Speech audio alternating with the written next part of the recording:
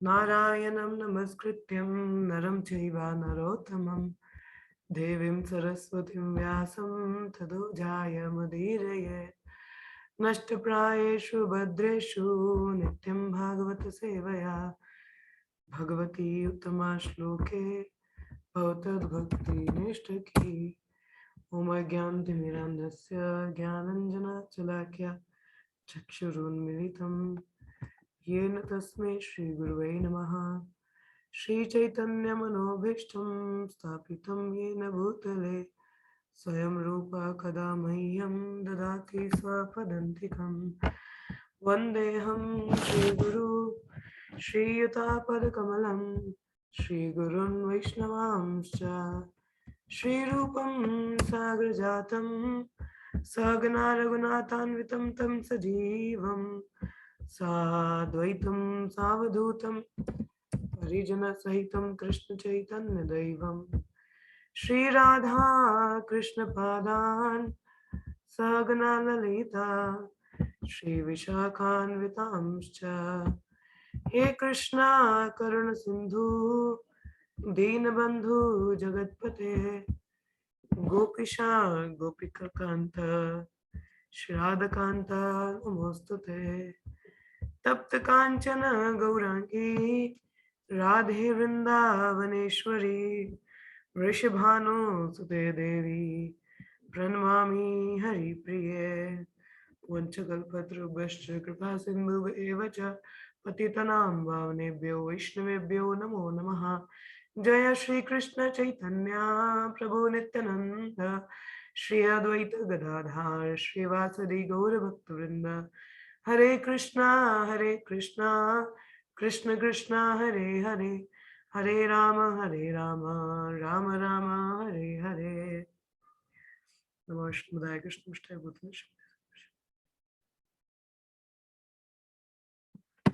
शमुखं करोति वाचालं अंगुलं गिरते गिरिं यत्कृपातमहं वन्दे श्री गुरुदिनतारिणं।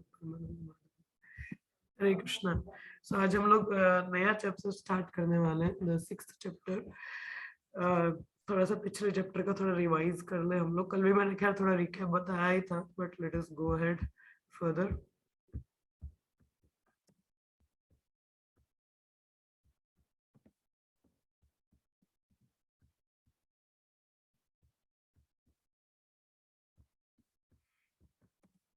आप लोगों को स्क्रीन दिख रहा है? हरे कृष्णा, हरि बोल। स्क्रीन दिख रहा है सभी को? जी दिख रहा है माता जी। ओके, दिख रहा है माता जी। ओके, थैंक यू माता जी। हमारे यहाँ जैसे अभी ये नया चैप्टर है, इसका टाइटल क्या है? पुरुष सुक्त कन्फर्म्ड, या पुरुष सुक्त की पुष्टि। तो ये नाम आता है इसका, तो ये शिल प्रभुपाद ऐसे इनका नाम दिया जाता है। तो विश्वनाथ चक्रवर्ती ठाकुर, उन्होंने इस चैप्टर को कहते हैं second description of the universal form. तो इसके दो नाम चैप्टर के पड़ जाते हैं। तो पहला तो जैसे आप भागवतम में ही देखेंगे तो नाम आपको दिखेगा पुरुष सुक्त, और श्री विश्वनाथ चक्रवर्ती ठाकुर इसको नाम देते हैं दूसरा डिस्क्रिप्शन यूनिवर्सल फॉर्म का। ठीक है, तो अभी जैसे पिछला चैप्टर हम लोगों ने पढ़ा, तो इसमें let us revise up again. तो हमारा चैप्टर स्टार्ट हुआ था कन्वर्सेशन के साथ में नारदा एंड ब्रह्मा जी। एंड नारदा मुनि सवाल उनको पूछते हैं। ठीक है, तो क्या पूछते हैं? यद रूपम यद अधिष्ठानम यद शिष्टम इदम प्रभु यद समस्तम यद परम यच्च तत्तत्वम वदा तत्वतः। तो कहने का मतलब ये 6 प्रश्न आते हैं उसमें। ठीक है, जो मैं आपको कल बता चुके थे कि 3 प्रश्नों के उत्तर हमारे इस अध्याय में है, और अभी आज जो अध्याय हमारा छठा शुरू होने वाला है, इसमें जो बाकी के 3 प्रश्न है उनका उत्तर हमको मिलेगा। ठीक है, तो पहले वो पूछते हैं कि what is the form of this universal form, कि यूनिवर्सल फॉर्म क्या, कैसा, सॉरी, ये यूनिवर्स का क्या फॉर्म है, कैसा है। ठीक है, तो इसका उत्तर क्या रहता है? ये हमारा 14वें श्लोक में इसका उत्तर ब्रह्मा जी नारद मुनि को बताते हैं। क्या कहते हैं कि जो भी आप इस यूनिवर्स में, क्या इसका ये श्लोक था? द्रव्यम कर्म च कलश्च स्वभाव जीव एव च वसुदेव परो ब्रह्मान् नाचन्यो रथो स्ति तत्वतः। तो ये इसका रहता है। जस्ट होल्ड ऑन, करिए। तो ये पहला था कि यूनिवर्स का मतलब क्या है, क्या कॉन्स्टिट्यूट है, क्या उसका फॉर्म है। तो ब्रह्मा जी नारद मुनि को उत्तर देते हैं कि जो भी आप यूनिवर्स में देख रहे हो, तो इसको 5 द्रव्य, द्रव्य मीन्स ग्रोथ, द्रव्य, द्रव्य मीन्स 5 एलिमेंट्स। 5 एलिमेंट्स कौन से होते हैं हमारे, यहाँ पे लिखा हुआ है। तो पहला आता है द्रव्य, कर्म, स्वभाव, काल, जीव। तो ये हमारे 5 यूनिवर्स के कॉन्स्टिट्यूट्स हैं, ठीक है। तो द्रव्य आ जाता है हमारा ग्रॉस मैटर, ये भी पिछले रिवाइज कर रही हूँ मैं just for your sake of understanding. तो द्रव्य मतलब ग्रॉस मैटर, ठीक है। ग्रॉस मैटर हमारा कौन सा आ जाता है, जैसे अर्थ, वाटर, फायर, एयर, ईथर। तो ये ना धरती, आकाश, जल, वायु, तो ये 5 हमारी चीजें वहां पे आ जाते हैं द्रव्य में। और नेक्स्ट, इसका जो नेक्स्ट कॉन्स्टिट्यूट इसमें लिखा है ना, द्रव्यम कर्म। कर्मा, कर्मा क्या इंडिकेट करता है, द लिविंग एंटिटी क्या डिजर्व करती है, क्या मिलेगा उसको अपने क्या उसने क्रिएट किया उसके अकॉर्डिंग, ठीक है। Deserve to get a particular object और नॉट डिसाइडेड बाय कर्म। हमारा कर्मा डिसाइड करता है कि क्या ये चीज मैं डिजर्व करता हूँ और नहीं। तो हमारे कर्मों के किस अकॉर्डिंग वो हम लोगों को मिलता है, ठीक है। Next is the third element is, जो इस यूनिवर्स का ब्रह्मा जी ने बताया क्या कॉन्स्टिट्यूट इज यूनिवर्सल फॉर्म का, स्वभाव। स्वभाव क्या है, indicate what the living entity desires in general, मतलब उसका साइकोलॉजिकल मेकअप क्या होता है जीवात्मा का, ठीक है। स्वभाव मतलब भी देखें, हम लोगों का भी एक पर्टिकुलर स्वभाव रहता है, nature. That nature is acquired as per our, हमारा जो पिछला जो भी इंप्रेशन है उनके अकॉर्डिंग जो हमारा रहता है वैसा हम लोग एक्वायर करते हैं ना। जैसे अभी जो हम कार्य करेंगे वैसी मेरी चेतना बनेगी, अगला शरीर वैसा मिलेगा, और मतलब वैसा ही हमारा एक स्वभाव बनेगा, ठीक है। अब जैसे एक सुअर है, ठीक है, सुअर कुछ भी खा लेता है ना, एनीथिंग विदाउट डिस्क्रिमिनेशन। अब पिछला अगर इंसान वैसे ही उसने चेतना बिल्डअप की होगी, सुअर वाले कुछ भी खाएगा, तो नेक्स्ट बॉडी का उसका स्वभाव कैसा होगा, कुछ भी खाएगा तो सुअर की फॉर्म में जाएगा वो।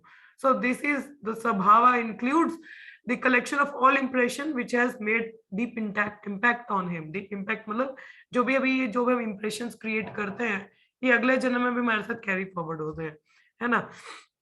और बेसिकली ये स्वभाव और कर्म जीव को इंडिकेट करते हैं, बिकॉज स्वभाव और कर्म कौन पोजेस करता है, जीवा, वी, हम लोग ना, हम लोग पोजेस करते हैं। नेक्स्ट इसका एक एलिमेंट बताया था यूनिवर्स का क्या कॉन्स्टिट्यूट करता है, काल। काला मतलब विच ड्राइव्स द होल यूनिवर्स, ये शक्ति है भगवान की। काला मतलब द टाइम, है ना।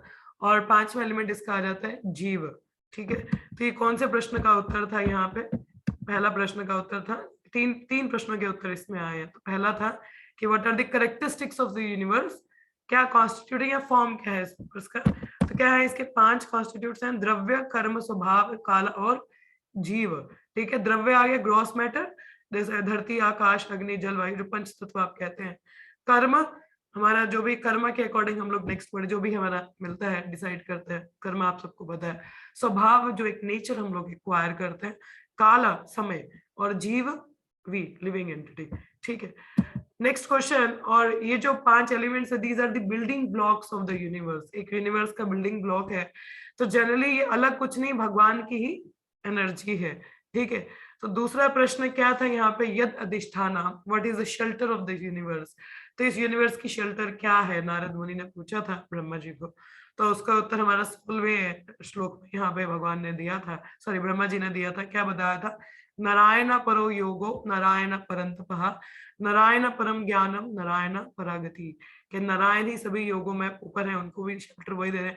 सभी तपों में भी नारायण है, ज्ञान में भी नारायण है, क्योंकि वेद ज्ञान कहाँ से, वेदों से ना। तो वेदा के वेद कहाँ से आ रहे हैं, भगवान नारायण से ना। और नारायण ही परागति, मतलब गति मीन्स द अल्टीमेट, जहां हमको जाना है तो नारायण ही है। तो अल्टीमेट शेल्टर क्या है, the real shelter is Lord Narayan. तो इस यूनिवर्स का जो शेल्टर है वो कौन है, भगवान नारायण, ठीक है। तो तीसरा प्रश्न इस चैप्टर में जिसका डिस्क्रिप्शन आया है, तो क्या पूछा था कि how this universe creation takes place, ये क्रिएशन कैसे टेक्स प्लेस होता है।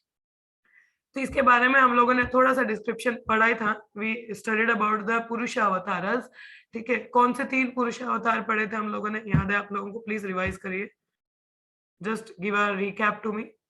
हाँ जी, कौन बताएगा, यस प्लीज गो हेड। माता जी, कर्णोदक्षाई हाँ जी, हाँ जी। क्षीरोदक्षाई विष्णु, महाविष्णु, गर्भोदक्षाई विष्णु। Yes good.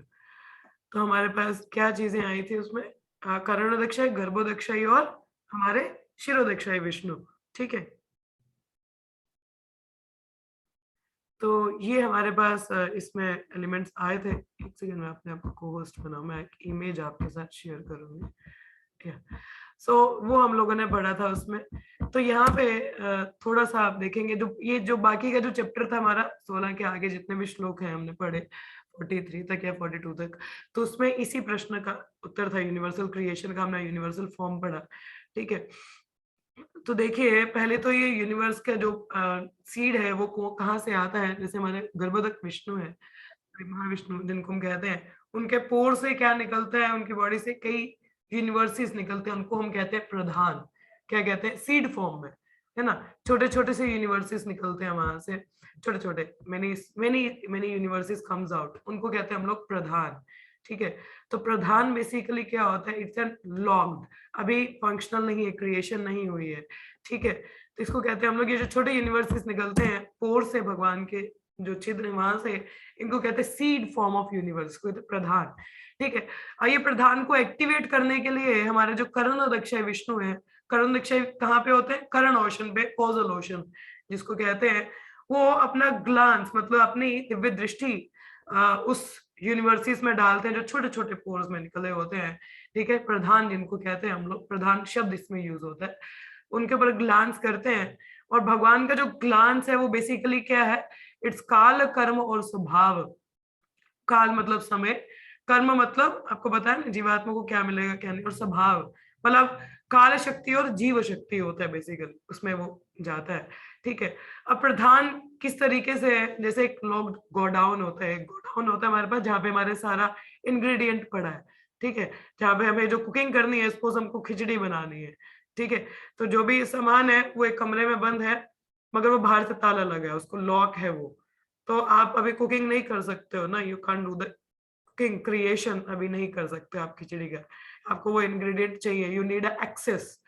तो वो परजियो यूनिवर्स है जो प्रधान रूप में है, वो लॉक्ड फॉर्म में है, मतलब अभी एक्सेस नहीं है वहां से इंग्रेडिएंट्स का, हमको काल और जीव शक्ति है वहां, मतलब it's just the facility, some ingredient is there, अभी अभी कुछ भी उसमें एक्टिविटेड या कुछ भी अभी कर नहीं सकते। तो जब करणोदक्ष विष्णु अपना ग्लांस डालते हैं उस पे, मतलब काल और जीव शक्ति जिसको हम जनरली कहते हैं, तो वो एक्टिवेटेड फॉर्म में आता है, मतलब दरवाजा खुला, दरवाजा खुला मतलब महत्त्व वहां से हमारा मैनिफेस्ट होता है। तो महत्त्व हम लोगों ने पढ़ा था, महत्त्व की क्या डेफिनेशन हम लोगों ने पढ़ी थी, महत्त्व इट्स एन इंग्रेडिएंट्स जहां से हम कुकिंग करते हैं, अब हमारे पास सब कुछ अवेलेबल हो रहा है। नाउ वी हैव काल शक्ति, जीव शक्ति और इंग्रेडिएंट, सब कुछ है हमारे पास, मतलब जीवा भी है, समय भी है, स्वभाव भी है, एवरीथिंग इज देयर। नाउ अब हमको बस कुकिंग करना है, वी गॉट द एक्सेस। ठीक है, अब हम लोग कमरे में गए, नमक मिल गया, मिर्ची मिल गई, चावल मिल गए, सब्जी मिल गई, खिचड़ी बनाने के लिए वी गॉट द इंग्रेडिएंट। ठीक है, पहले लॉक्ड था ना प्रधान फॉर्म में, अब हमको वो मिल जाता है। ठीक है, तो अभी भी व्हाट हैपेंस अब इन इंग्रेडिएंट में काल और जीव दोनों चीजें डल गई ना, उसमें दोनों चीजों का एक्सेस भी हो गया। तो काल शक्ति क्या करती है, काल मतलब समय, समय क्या करता है, हमारे जो गुण है, गुण क्या होते हैं हमारे, तीन गुण ना, तीन गुण कौन से हमारे, रजो तमो और सतोगुण, इनको एजिटेट करते हैं। एजिटेट मतलब एक्टिवेट देम। ठीक है, वो गुण है उस यूनिवर्स में भी एक्टिवेटेड नहीं है, उनको एजिटेट करता है। ठीक है, तो काल शक्ति, जिससे क्या होता है, हमारे तीन अहंकार, तीन गुण हमारे निकल के आते हैं, जिससे हमारे एक्चुअली में कहते हैं gunas are active creation, gunas are active creation, can not start and living entity also needed. अभी भी गुनाज तो एक्टिवेट होकर गुण प्रभाव करेंगे किस पे, जीव आत्मा में ना, तो उनको भी एक्टिवेट करना पड़ता है। तो अभी क्या होता है, जीव शक्ति तो है अभी, उसमें भी चीजें पूरी नहीं है, तो हमारे पास पहले क्या आते हैं, तीन अहंकार, ये जो तीन हमारे गुण है, सात्विक, राजसिक और तामसिक। तो सात्विक से मन और इंद्रियां उत्पन्न होती हैं, माइंड एंड इंद्रियां and देवताज। I will share the screen right now from here, just hold on, आप लोगों को पिक्चर दिखेगा।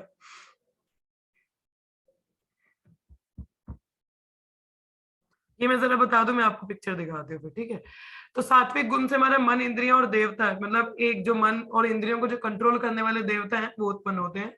और राजसिक गुण से जो ये राजसिक अहंकार जिसको कहते हैं, वहां से हमारे कर्म इंद्रिया और ज्ञान इंद्रिया और प्राण, प्राण मतलब प्राण इज इंपॉर्टेंट ना, सांस प्राण, प्राण वहां से, कर्म इंद्रियां जो कार्य करने के लिए इंद्रियां होती हैं, ज्ञान अर्जित करने वाली इंद्रियां, बुद्धि और प्राण ये राजसिक गुण से, और तमस गिव राइज टू द्रव्य, द्रव्य मीन्स अग्नि वायु आकाश, द्रव्य वही 5 एलिमेंट्स, ठीक है। और तन मात्रा मीन्स रूप गंध स्पर्श, तन मात्रा मतलब द्रव्य मतलब हमारे ग्रॉस एलिमेंट, और फिर ग्रॉस एलिमेंट से जो हम जैसे रूप एक फॉर्म और एक गंध, स्पर्श टच का सेंसेशन, तो ये सारी चीजें कहाँ से होती है हमारी तामस से, तमस गुण से, ठीक है।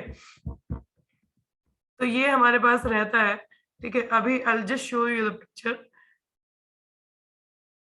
just see carefully, just hold on.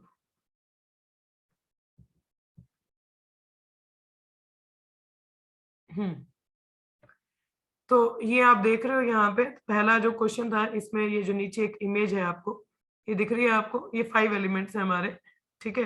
जो मतलब वासुदेव मतलब मेन, ये कहाँ से निकल रहे हैं हमारे, द्रव्य काल जीव स्वभाव कर्म, तो ये भगवान की डिफरेंट एनर्जी है, ये इट कॉन्स्टिट्यूट यूनिवर्स, ठीक है। नेक्स्ट हमारा आ जाता है शेल्टर, तो शेल्टर कौन है हमारा, हु इज द शेल्टर, तो shelter is this picture you can see, ठीक है। तो शेल्टर क्या हमारा, नारायण, नारायण परो ज्ञान, नारायण परो तपः, नारायण पर योग, नारायण परो गति, तो ये बोला ना, तो ये भगवान नारायण से ही वेद भी, देवता लोक मका, ये सब कुछ वहीं से आ रहे हैं, तो ये दूसरे प्रश्न का उत्तर था हमारा, ठीक है। और तीसरा जो है, अभी आप ये एक इमेज देखोगे, आप सबको दिख रही है image, Hare Krishna, you all are able to see the image, जी माता जी, ठीक है। स्क्रीनशॉट लेने की जरूरत नहीं, I will share this one, ठीक है। तो ये यहाँ पे है, तो जैसे मैंने बोला कि कर्ण दक्ष विष्णु क्या करते हैं हमारा, ही इम्प्रेग्नेंट मतलब अपने ग्लांस से इम्प्रेग्नेट करते हैं मटेरियल नेचर को, जो यूनिवर्सेस निकलते हैं ना पोर से, तो उनको क्या करते हैं ग्लांस डालते हैं, तो काल और जीव शक्ति उसमें डलती है। और वो जो यूनिवर्स में क्या होता है जनरली, उस यूनिवर्स में क्या चीज हमारी प्रधान उसको कहते हैं ना, तो आगे क्या मटेरियल प्रधान, मटेरियल नेचर, ठीक है। 3 मोड जैसे अब एक्टिवेट महतत्व है, वहां से एक्टिवेशन होता है, वहां से अहंकार से आप यहाँ पे देख रहे हो गुडनेस पैशन और इग्नोरेंस, तो हमारा सतोगुण राजसिक और तमो, ठीक है। सतोगुण से क्या हमारा प्रोड्यूस होता है हमारा, दैट इज माइंड 10 इंद्रियां और देवता, तो ये इंद्रियां और देवता आपको ये टेबल दिख रहा है नीचे, कान के लिए हमारे दिग देवता होते हैं, आंखों के लिए सूर्य देवता, स्किन के लिए वायु देवता, ठीक है। नोज के लिए हमारे अश्विनी कुमार हैं, टंग के लिए हमारे वरुण है, और हाथों को कौन कंट्रोल करता है, इंद्रदेव, और पाँव को उपेंद्र, और हमारे जो वॉइस है मतलब द वॉइस अग्नि, और एन्यूस और मित्र, और जेनिटल्स प्रजापति, तो ये हमारे 10 देवता, और मन और इंद्रियां ये हमारे सतोगुण से उत्पन्न होते हैं, ठीक है, मतलब वहां से। और दूसरा हमारा जो ये कारण, दैट इज पैशन, ठीक है। पैशन से क्या हमारा उत्पन्न होता है, द प्राण इंद्रिया और इंटेलिजेंस, जैसे आपको बताया मैंने, ठीक है। और हमारे जो इग्नोरेंस है वहां से हमारे क्या है, तन मात्र और 5 एलिमेंट्स, ये 5 एलिमेंट्स ये नीचे आप लोग देख पा रहे हो, ठीक है। Ether air free fire water और अर्थ द्रव्य मीन्स ग्रॉस एलिमेंट, और हमारे तन मात्रा होते हैं हमारे जैसे ध्वनि, ठीक है, स्पर्श रूप, ये गंध और taste, smell taste form touch and sound, तो ये हमारा निकला यहाँ से, ये आप लोगों को दिखा यहाँ से, ये अंडरस्टूड हुआ यहाँ पे कि नहीं, इज इट क्लियर, जी ये क्लियर है यहाँ तक। अब यहाँ पे जस्ट होल्ड,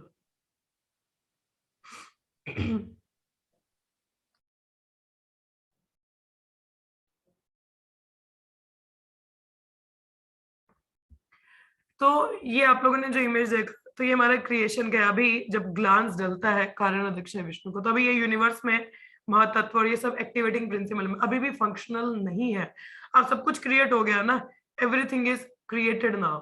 तो अभी क्या होता है, ये जो यूनिवर्स होता है मतलब जिसपे भी ग्लांस हो चुका है, ये कारण सागर जो हमारा था उसमें 1000 सालों तक फ्लोट करता है, उस 1000 साल तक उसी यूनिवर्स में वो रहता है, और फिर वहां पे ये क्या होता है, फिर उस यूनिवर्सिटीज में अभी सब कुछ है ना, तो गर्भोदक्षाई विष्णु क्या होते हैं, अभी ये क्या करण शक्ति, अभी एक मतलब क्रियाशील नहीं है, अभी भी एक्टिवेटेड नहीं है, हमारे गर्भोदक्षाई फिर एक एक यूनिवर्स में जाते हैं, और वहां से स्वेट करते हैं, मतलब उनका पसीना निकलता है, और वो फिर जो यूनिवर्सिटीज है आधे आधे पानी से भर जाते हैं, क्या आधे आधे उनके पसीने से भर जाते हैं, और वहां पे हमारे गर्भोदक्ष विष्णु शयन करते हैं, ठीक है, शयन करते हैं।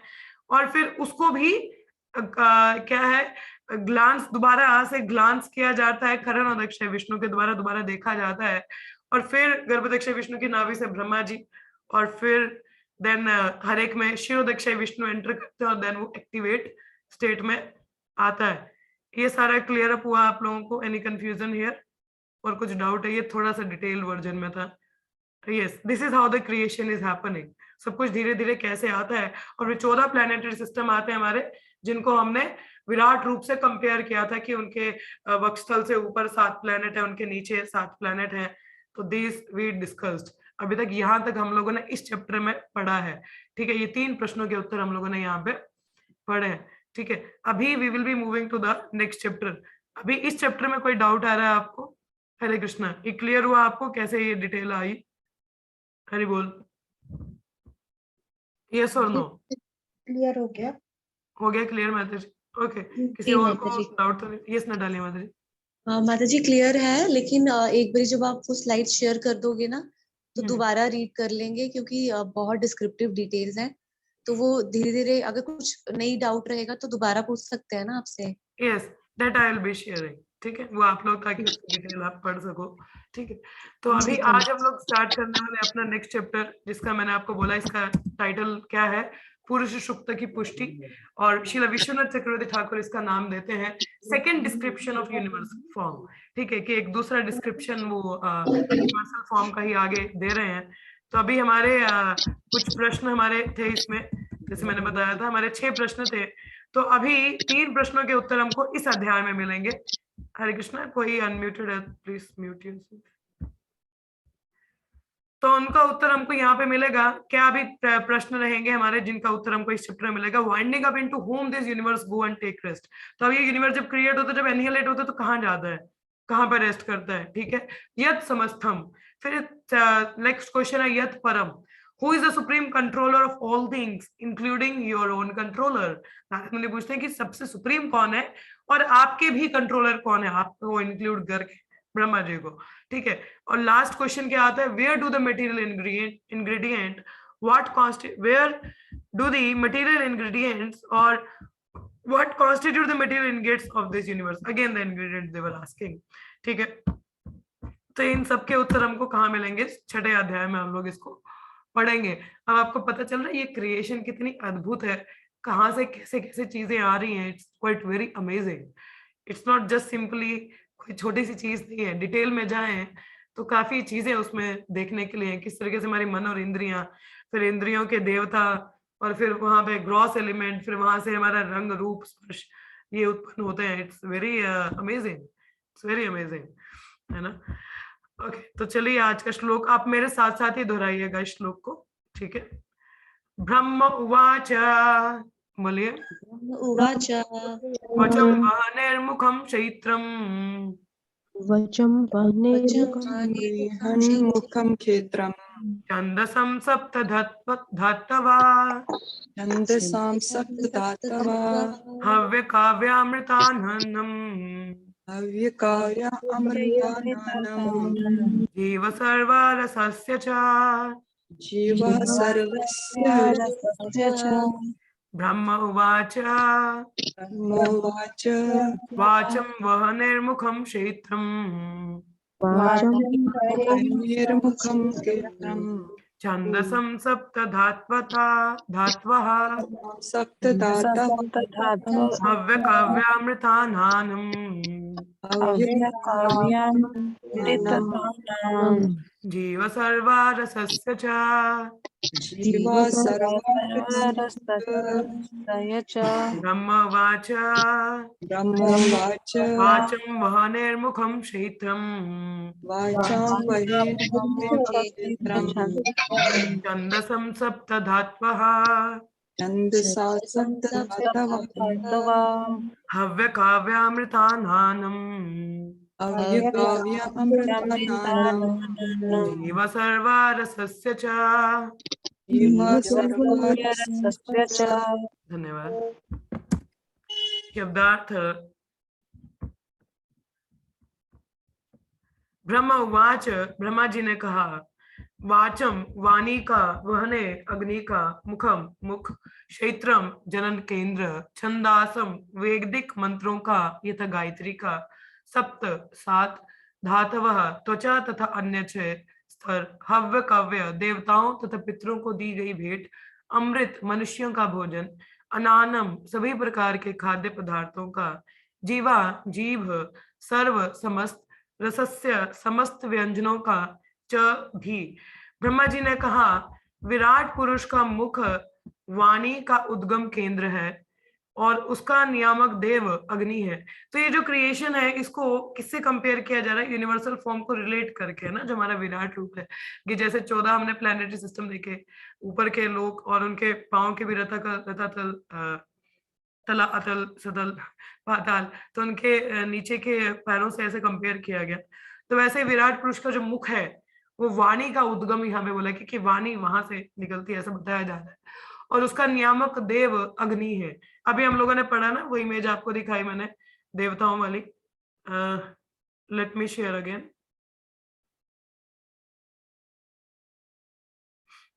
वो अगर आप देवताओं को कंपेयर कर सके तो आपको दिखेगा दोबारा से।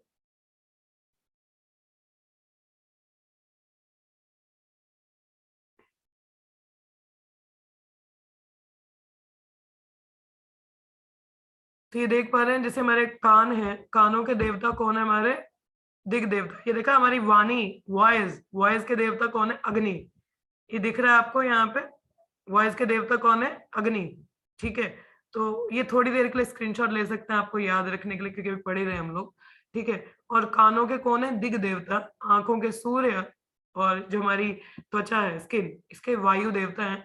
नाकों को कौन कंट्रोल करता है? अश्विनी कुमार। और हमारी जीभा वरुणा, और हाथों को इंद्र, और हमारे जो पांव है उनको उपेंद्र, और एन्यूस और जेनिटल मित्र और प्रजापति। ठीक है,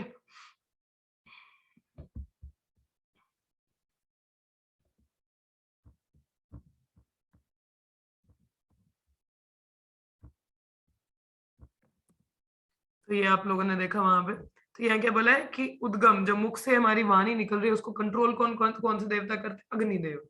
ठीक है, उनकी त्वचा तथा अन्य 6 स्तर आवरण वैदिक मंत्रों के उद्गम केंद्र हैं, और उनकी जीभ देवताओं, पितरों तथा सामान्य जनों को अर्पित करने वाले विभिन्न खाद्यों तथा व्यंजनों का उद्गम है। ठीक है, तो इनके देवता आपको पता रहने चाहिए। तात्पर्य हम लोग देखते हैं इसका। यहाँ पर भगवान के विराट रूप के ऐश्वर्य का वर्णन हुआ है। यहाँ यह कहा गया है कि उनका मुख सभी प्रकार की वाणी का उद्गम केंद्र है, और इसका अधिष्ठाता देव अग्निदेव है। ठीक है, उनकी त्वचा तथा शारीरिक रचना के अन्य 6 स्तर गायत्री जैसे 7 प्रकार के वैदिक मंत्रों के सृजन केंद्र हैं।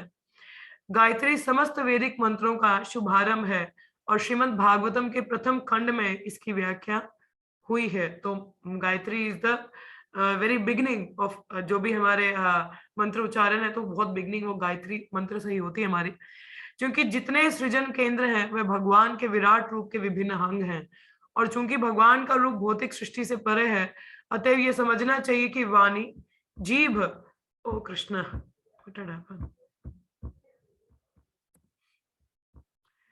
तो वाणी, जीभ, त्वचा इत्यादि, ये सब से ये बोध होता है कि भगवान का दिव्य रूप इनसे रहित नहीं होता। तो यदि ये हम लोगों में है तो भगवान में क्यों नहीं होगा? इट इज एवरीवेयर ना, क्योंकि हम लोग अंश किनके हैं? भगवान के ना। तो जो जो फीचर वहां होते हैं ना वो यहाँ पे भी होते हैं। ठीक है, तो जो जैसे भगवान सच्चित आनंद है तो हम भी सच्चित आनंद ही हैं। तो उनके भी आंखें हैं, उनको पहले आंखें, तो तभी हम देख पाते हैं। हाँ, तो देवता का उन्हीं के ऑफिसर्स ही है ना, तो मेंटेन देख रहे हैं इन चीजों को। तो this is all things are there in Bhagwan. तो विराट रूप देख रहे हैं, तो विराट रूप भी तो भगवान का ही है। तो वहां से हम समझ सकते हैं। ठीक है, भौतिक वाणी या भोजन ग्रहण करने की शक्ति मूलतः भगवान से उत्पन्न होती है। तो अगर हम बोल भी पा रहे हैं या भोजन भी ग्रहण कर पा रहे हैं, तो ये शक्ति भी कहाँ से आ रही है? भगवान से ही उत्पन्न हो रही है। तो ऐसी क्रियाएं मूल आगारों के विकृत प्रतिबिंब हैं। दिव्य अवस्था भी आध्यात्मिक विविधता से रहित नहीं होती। कहने का तात्पर्य कि देखिए हमारा जो ये जो भौतिक जगत है ये आध्यात्मिक जगत का प्रतिबिंब है ना, reflection. It's a reflection, perverted reflection है, ठीक है। परंतु प्रतिबिंब रिफ्लेक्शन किसकी होती है? जो चीज रियल में एग्जिस्ट करती है। अगर आप एक नदी के किनारे हैं, आप एक वृक्ष की परछाई या रिफ्लेक्शन आप नदी में देख पा रहे हैं, अगर आपको परछाई दिख रही है तो मतलब असल में भी तो पेड़ है ना, तभी आप उसकी परछाई देख पा रहे हो। तो उसी प्रकार से ये जो भौतिक जगत है, यहाँ पे जो भी चीजें आप देखते हैं, these are all available in the real form in spiritual world. तो ये जितनी भी चीजें आप आध्यात्मिक जगत में देखते हैं, ये उसकी असल स्वरूप में आध्यात्मिक जगत में है। अब जैसे आप बोलोगे मैं तो नाइट क्लब्स भी होते हैं वहां पे, होते हैं मतलब मगर वहां का नाइट क्लब अलग सिस्टम होता है, ठीक है। अब यहाँ के हैं तो सर्कलों का, इससे परवर्टेड रिफ्लेक्शन, परवर्टेड मतलब उल्टा, ठीक है। अब जैसे लस्ट है, ये आध्यात्मिक जगत में नहीं होता, मगर वो भौतिक जगत में है। क्यों? क्योंकि लव का उल्टा फॉर्म है ना, लस्ट। लस्ट मतलब अपनी इंद्रियों की तृप्ति करना। ये आध्यात्मिक जगत में नहीं, आध्यात्मिक जगत में ये प्रेम के रूप में है, लव फॉर्म में है। मगर भौतिक जगत में भी क्यों दिखते हैं? क्योंकि रिफ्लेक्शन है वहां की, मगर उल्टी है। तुम्हारी रिफ्लेक्शन भी उल्टी होती है ना पानी में। पानी में जो वृक्ष है उसकी रिफ्लेक्शन आपको सीधी तो नहीं दिखती पेड़ की तरह, उल्टी होती है। तो उसी प्रकार से जो आध्यात्मिक जगत में यहाँ पे भी है, मगर वो उसका उल्टा वर्जन है, ठीक है। It is perverted reflection. एक मजाक की बात है, एक बार हमारा चौपाटी टेम्पल में गोविंदास नहीं था वहां पे, तो गौरांग प्रभु आप सब जानते हैं, तो he is the kitchen department head. तो वहां पे उस समय महाराज रघुनाथ महाराज ने बोला कि हम गोविंदास ओपन करेंगे, तो we will be having pizzas there. Pizza पानी तो नहीं आ रहा था किसी के, ठीक है, आ भी रहा तो क्या कर सकते हैं, अब सुनिए उसको, ठीक है। तो पिज्जा मतलब बोला महाराज ने कि पिज्जा हम लोग गोविंदास में रखेंगे। तो गौरांग प्रभु बोलते हैं महाराज पिज्जा? क्या पिज्जा? उनके हिसाब से वो पिज्जा पता है कैसा बनाते थे? Pizza is like taking the bread, bread लेना, सॉस लगाना है, कुछ सब्जियां डाल दी और उसको बेक करके, that is pizza for them, ठीक है। मतलब ये गौरांग प्रभु का पिज्जा, उस टाइम में वो लोग ऐसा पिज्जा बनाते थे। दे डोंट नो कि what is exactly pizza is, ठीक है। तो गौरांग प्रभु थोड़ा मुंह बनाने लगे कि ये तो थोड़ा अजीब हो जाएगा, गोविंदास का पिज्जा, ये ऐसा पिज्जा कौन खाएगा, मतलब कुछ उसका टेस्ट नहीं रहता। तो महाराज कहते हैं जिसको तुम पिज्जा कहते हो, it's a perverted reflection of a pizza, that is not a real pizza. मतलब वो पिज्जा का उल्टा फॉर्म है, that is not actual pizza. So there are certain devotees coming from outside, they will teach you how to make the real pizza, कि असली में pizza कैसे बनाते हैं वो आपको सिखाएंगे। जो आप बनाते हैं वो उल्टी रिफ्लेक्शन है पिज्जा की, असल नहीं है। तो वही चीज है यहाँ पे भी, भौतिक जगत में जो दिखता है वो उल्टा ही है, आध्यात्मिक जगत का असल स्वरूप नहीं आता। तो मगर अगर हम रिफ्लेक्शन देख पा रहे हैं तो रियलिटी में भी कुछ एग्जिस्ट करता है उसका, ठीक है। तो वही चीज यहाँ पे बताया कि अगर हम में इंद्रियां हैं तो यही चीज भगवान में भी है, तभी हम में भी है, ठीक है। आगे हम लोग बढ़ेंगे। तो यही था यहाँ पे। तो आध्यात्मिक जगत में भौतिक विविधता है, विकृत स्वरूप अपने दिव्य मूल स्वरूप में पूरी तरह अभिव्यक्त हुए दिखते हैं। तो there are variety, variegatedness in spiritual world. अगर हमें भौतिक जगत में इतनी वेरीगेटेडनेस दिखती है, वैरायटी दिखती है, तो ये आध्यात्मिक जगत में भी है। अंतर केवल इतना ही होता है कि भौतिक कार्यकलाप प्रकृति के 3 गुणों से कलुषित हो जाते हैं, जबकि आध्यात्मिक जगत में सारी शक्तियां शुद्ध होती हैं, क्योंकि वे भगवान की अनन्य दिव्य भक्ति में लगी रहती हैं। तो मटेरियल वर्ल्ड में चीजें क्यों खराब होती हैं? जैसे आपको पता है 3 गुणों के प्रभाव में हम लोग यहाँ होते हैं, तो जिसकी वजह से अब जीवात्मा भी तो प्योर है ना, जो सोल है दैट इज प्योर, मगर the moment it come in contact with the material nature, प्रकृति, प्रकृति मतलब ये 3 गुण, तो हमारा सिस्टम गड़बड़ हो जाता है। तभी हमको कहा जाता है ना ब्रह्मभूत स्टेज पे पहुंचिए। ब्रह्मभूत मीन्स ट्रांसेंडेंस, दिव्य, दिव्य स्थिति में हमको सिचुएट होना है। Don't get bewildered by the modes, हाँ, कि गुणों के प्रभाव में मत आइए, उसके हिसाब से हमको कार्य नहीं करना। तो ब्रह्मभूत स्टेज कब अटेन होती है? When we act in Krishna consciousness, जब हम कृष्ण भावामृत में कार्य करते हैं, तब हम उस ब्रह्मभूत मतलब इन 3 गुणों को हम पार कर पाते हैं। नहीं तो हम लोग क्या 3 गुणों के प्रभाव में रहते हैं। और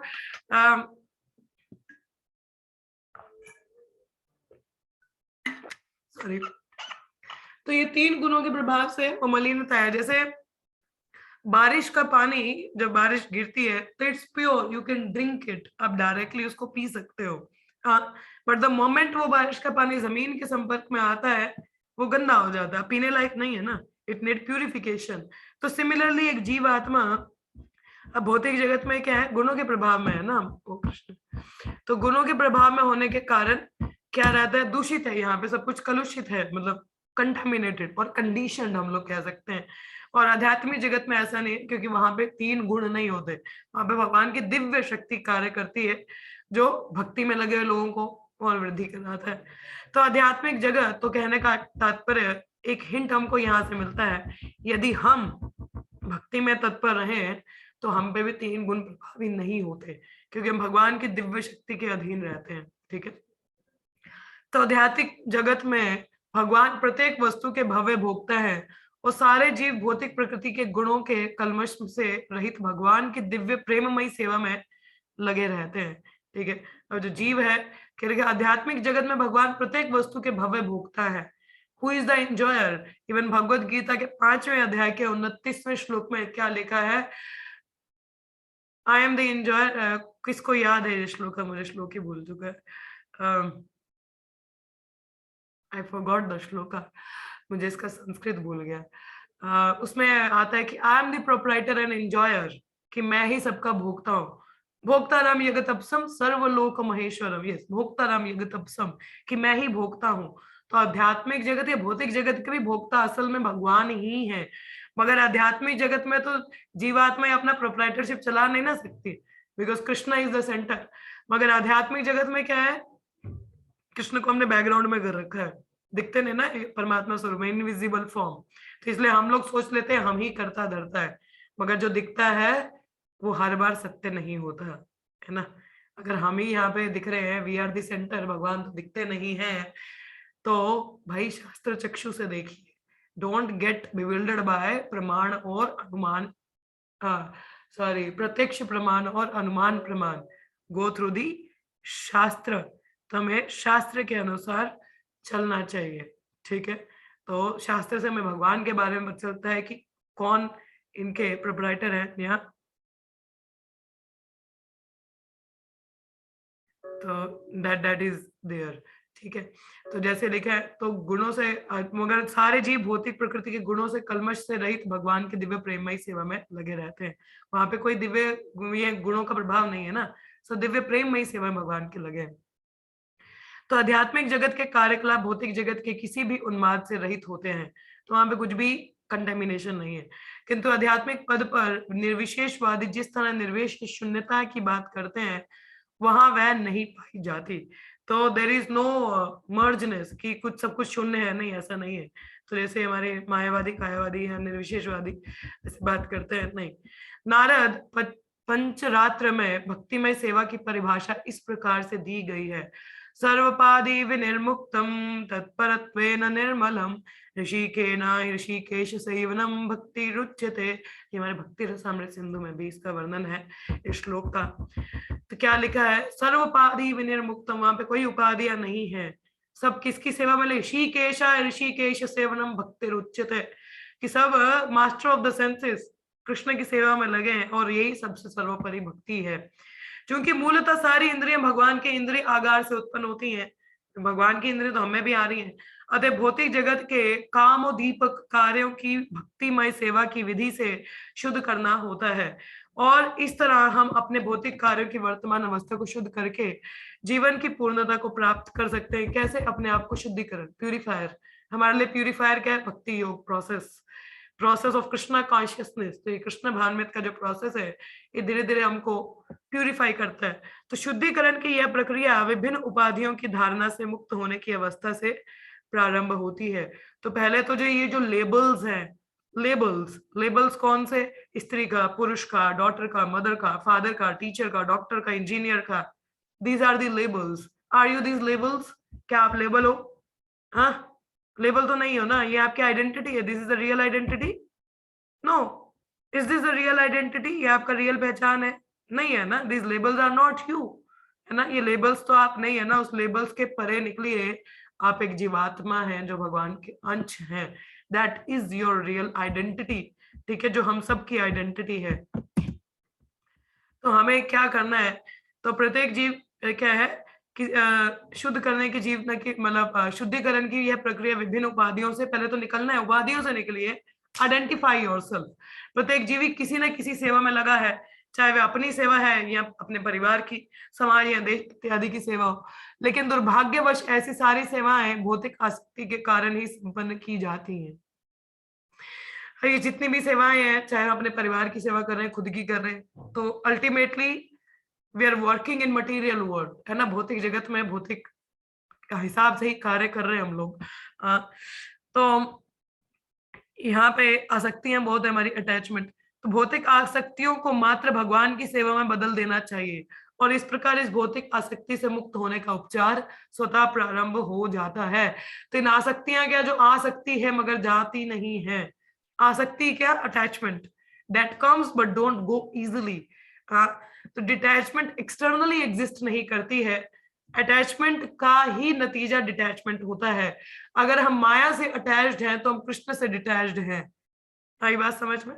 क्योंकि कृष्ण और माया दो पैरेलल हैं, they can not, they are ill together, मतलब दोनों के रास्ते अलग अलग हैं, ठीक है, मतलब एक साथ नहीं चलते ये दोनों। अगर आप माया की ओर हैं तो कृष्ण से आप विरक्त हैं, और अगर माया से विरक्त हैं तो आप कृष्ण के प्रति आ सकते हैं, और अगर दोनों में ही कुछ नहीं है तो फिर आप मायावादी हो। मायावादी तो नहीं है ना कोई, मायावादी नहीं बनना, ठीक है। तो हमें क्या करना है, भी सिंपली जो अटैचमेंट अभी भौतिक चीजों के प्रति है उसको केवल भगवान की ओर केंद्र करना है हमको, ठीक है, उनकी ओर कार्यशील होना है। तो अपने आप ही हमारी विरक्ति भौतिक चीजों के प्रति बन जाती है, ठीक है। तो इस प्रकार इस भौतिक आसक्ति से मुक्त होने का उपचार हमें मिलता है। इस तरह मुक्ति की विधि अन्य सभी विधियों की अपेक्षा भक्तिमय सेवा के माध्यम से सरल है, क्योंकि भगवत गीता के 12वें अध्याय के 5वें श्लोक में कहा गया है कि यदि कोई निर्विशेष रूप में आसक्त होता है तो उसे नाना प्रकार के कष्ट उठाने पड़ते हैं। क्लेशो ही अधिकतरस्ते पाश अव्यक्ता सत्चेतसाम। निर्विशेषवाद मतलब मायावाद ना। तो निर्विशेष, हम जब भगवान को उनका रूप नहीं पता, we are not into worship, एक समय के बाद में ड्राई हो जाता है चीजें। आप खुद ही देख लीजिए, आप अगर किसी रिलेशन में हैं, for example any relation, either mother father, spouse का हो, फ्रेंड्स का हो, कोई भी रिलेशन हो, अगर उसमें आदान प्रदान नहीं है, there is no exchange, no reciprocation, क्या हो जाएगा, वो relation is dry after some time. बेशक आप उस व्यक्ति के बारे में जानते भी हो मगर वो ड्राई हो जाएगा, इट इज ड्राई। सिंपल ज्ञान से काम नहीं चलेगा ना, getting the knowledge about person is not sufficient, I need to invest, I need to keep the exchange, एक आदान प्रदान रहना चाहिए ना। और लविंग एक्सचेंज के लिए हम लोग पढ़ते ही हैं, loving exchange, what we studied in loving exchange, ददाति प्रतिगृह्णाति गुह्यम आख्याति पृच्छति भुंक्ते भोजयते चैव। तो these are the loving exchanges, मतलब गिफ्ट देना, गिफ्ट लेना, प्रसाद के लिए बुलाना, प्रसाद देना, अपने दिल की बात शेयर करना। तो ये चीज मायावादियों को पता ही नहीं है, क्योंकि मायावादी क्या सोचते हैं कि भगवान निरंकार है ना, अब निरंकार है तो एक्सचेंज नहीं है, तो दैट रिलेशन इज ड्राई। तो ज्ञान तो वो वेदांत तो पढ़ते हैं मगर वो रियल नॉलेज नहीं होता, तो जिसकी वजह से वो ड्राई हो जाते हैं, दे फॉल डाउन। हाँ, मगर एक भक्त है वो एक अलग ही आनंद अनुभव करता है, because he is having reciprocation with the Lord. भगवान के साथ में एक आदान प्रदान है, जैसे हम डीडी ड्रेसिंग करते हैं, ये भोग लगाते हैं, ये कीर्तन करते हैं, तो हम वो समझ पाते हैं कि मेरे सामने कोई व्यक्ति है। एक हम लोग पर्सन फॉर्म में भगवान को देखते हैं, और ऐसी सेवा से हमारा हृदय भी शुद्ध होता है, और हम अपनी कॉन्स्टिट्यूशनल पोजीशन पे आते हैं और आध्यात्मिक जगत की ओर वृद्धि करते हैं, वहां की ओर बढ़ते हैं, आगे की ओर। तो this process is very much required. तो अभी आज का तो इतना ही हम लोगों ने पढ़ा इस वर्कपट में, ठीक है, और थोड़ा सा डिस्क्रिप्शन मैंने आपको कल का बताया, तो I will try to share up the notes, ठीक है। अभी के लिए आप में से किसी का कोई प्रश्न हो या कोई कुछ कहना चाहे, और any comment or any realization even from the previous or any general question भी किसी का है तो पूछ सकते हैं, we have 10 minutes। yes, हरे कृष्ण। हाँ जी, किसी को कुछ कहना है यहाँ पे? say yes or no, और अगर कुछ नहीं है तो we'll stop here। yes, Hare Krishna. yes, Dolly माता जी। यही कि आपका तो इतना होल्ड है, आपको पता है, हमारे लिए ये बहुत टफ है जो अभी तक ये पिछला हमने पढ़ा अध्याय, इसका हमने दो चार क्या बहुत बार ही रिवीजन करना है, तभी हमको पूरा समझ में आएगा। कोई बात नहीं माता जी, I will share the notes ना, तो आपको इजी हो जाएगा वहां से। हाँ जी, हाँ जी, ठीक है। डिटेल पता होना चाहिए, पढ़ रहे हैं तो डिटेल में पढ़िए ना, जी जी ऊपर ऊपर से क्यों पढ़ना है? ठीक है ठीक है। किसी और का कोई प्रश्न है? मुश्किल कुछ भी नहीं है, it's very easy, just a matter of study और कंसंट्रेशन की जरूरत है, क्लियर अप हो जाता है। ठीक है, हाँ जी, किसी और को कुछ कहना है? एनी फर्दर क्वेश्चन और कमेंट? हरे कृष्णा। हरे कृष्ण माता जी। किस माता जी? माता जी, शिरोदक्ष विष्णु जो है ना, उसका क्या कार्य है हमारे जीवन में? शिरोदक्ष विष्णु परमात्मा है माता जी, जी, परमात्मा स्वरूप जो है। हमारे जो परमात्मा का वर्किंग तो आपको पता ही है, ही इज देयर टू जी गाइड अस। जी जी, बस उसका वही कार्य है, और कोई कार्य हाँ, नहीं है उसका? एक्टिवेशन एक्चुअली जब तक शिरोदक्ष परमात्मा हर किसी के अंदर नहीं जाते हैं तो एक्चुअल में सारी चीज एक्टिवेट होती ही नहीं है। ठीक है, अच्छा, मतलब एक्टिव फंक्शनल नहीं होता वो, ठीक है, जब तक उसका एंट्री ना परमात्मा हो। स्वरूप नहीं जाता। जी जी जी जी परमात्मा हर किसी के अंदर जब तक नहीं जाते हैं तब तक जी एक्टिवेशन जी, नहीं तब होती किसी भी जी चीज का। जी, इनका कोई और कार्य है इनका? नहीं नहीं, यही एक्टिवेशन फंक्शनल में लाना, और फंक्शनल में ठीक, भी, और परमात्मा स्वरूप में तो भगवान हमको गाइडेंस भी देते हैं अंदर से, मगर वही जी अब सोई हुई जीवात्मा तो फिर कैसे जगाना है। जी जी थोड़ा हम ज्ञान में जाएंगे तो हमें अंदर से गाइडेंस भी आता है ना। तो जी यहाँ जी। जब बोलते हैं कि परमात्मा सब में है, तो इसका क्या बताएं फिर? परमात्मा सब में ही है, आपके हृदय में भी है, मेरे हृदय में भी है। तो आप बता रहे हैं कि सब में नहीं जाते हैं। नहीं नहीं, तो मैंने बोला सब में जाते हैं, जाते हैं, वही सब में जाते हैं, सब में जाते हैं, तभी चीजें कार्यशील होती है, फंक्शनल में आता है। अच्छा, नहीं तो अच्छा, एवरीथिंग इज देयर, इंद्रियां आ गई, ग्रॉस एलिमेंट आ गया, जीव आ गया, काल शक्ति, कर्म, स्वभाव, everything is there, but still it's not functional till Shirodakshayi Vishnu enter. जब तक शिरोदक्षाई विष्णु हर एक जीव में नहीं जाते, हर एक लिविंग एंटिटी एटम में भी होते हैं, नहीं जाते, तब तक वो फंक्शनल में नहीं आता कार्य। ठीक है, ठीक है ठीक। और कोई प्रश्न है यहाँ पे किसी का? यस, एनी फर्दर क्वेश्चन और कमेंट? माता जी हरे कृष्णा। यस, हरे कृष्णा। माता जी वो आप बता रहे थे ना कि कर्णोदक्षाई विष्णु जो है, तो वो स्वेट जो था वो वो कर्णोदक्षाई विष्णु, गर्भोदक्षाई विष्णु का था, वो हर एक ब्रह्मांड में फिल हो जाता हर है। यूनिवर्स में एंटर करते हैं गर्भोदक्षाई विष्णु, और फिर उसको आधा पानी से भर जाते हैं, मगर वो पानी उनका स्वीट ही होता है। Okay okay okay. ठीक है, फिर उस पे और वो शयन करते हैं। तो फिर वो जो एलिमेंट्स बने थे वो ब्रह्मांड, वो मतलब जो स्वभाव और कर्म बना था, तो वो कर्णोदक्षाई विष्णु ने जो बनाया था ना, तो हाँ, वो ऐसे ही उन्होंने जब फ्लोट कर रहा ग्लांस था। किया था तब वो डाला था। हाँ, तो वो ऐसे ही फ्लोट कर रहा था, उसके बाद हर एक में गर्भोदक्षाई विष्णु गए और वहां पे स्वेट हुआ है ना, और फिर उसका तो हाँ, पूरा फिल हो गया। और उसके ठीक है ठीक बाद है ही आगे की चीजें आई, और फिर ब्रह्मा जी, और फिर बाकी जीवात्माएं, और फिर शिरोदक्षाई विष्णु फंक्शनल एलिमेंट। ठीक है, ठीक है माता जी। Okay, any further question? और कोई प्रश्न है किसी का?